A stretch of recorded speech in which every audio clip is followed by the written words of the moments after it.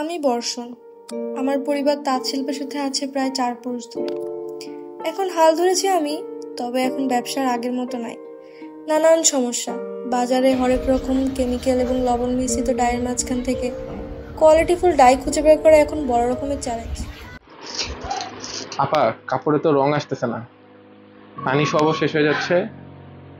Order তো চাবে গে এবার আপা।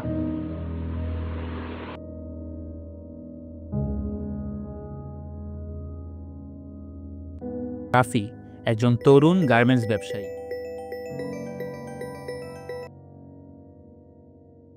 তো ম্যানেজার বললো জানানি ক্লায়েন্ট নাকি অর্ডার ক্যান্সেল করছে। হ্যাঁ রে, স্যাম্পল বাড়াইছিলাম।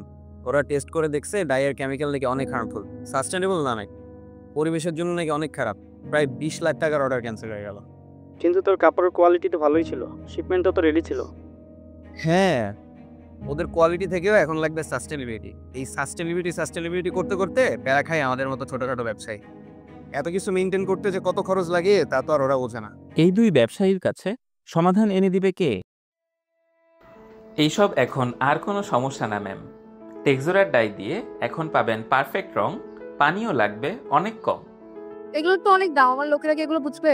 কোনো সমস্যা নেই ম্যাম, আমাদের এই সলিউশনটির দাম অনেক কম এবং আমাদের কিছু নির্দিষ্ট প্রতিনিধি আছে যারা সবসময় আপনাদের কর্মীদের ট্রেনিং দিয়ে যাবে।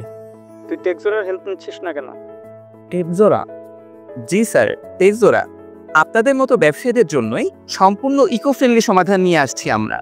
টেক্সোরা ছোট হস্তচালিত তাঁত হোক বা মাঝারি মাপের ফ্যাক্টরি, দেশে সবার জন্য একটাই সমাধান এনেছে। টেক্সোরা বর্ষদের মতো তাঁত শিল্পীকে করেছে পুনরুজ্জীবিত এবং রাফির মতো হাজারো ব্যবসায়ীদের এনে দিয়েছে বড় সাফল্য।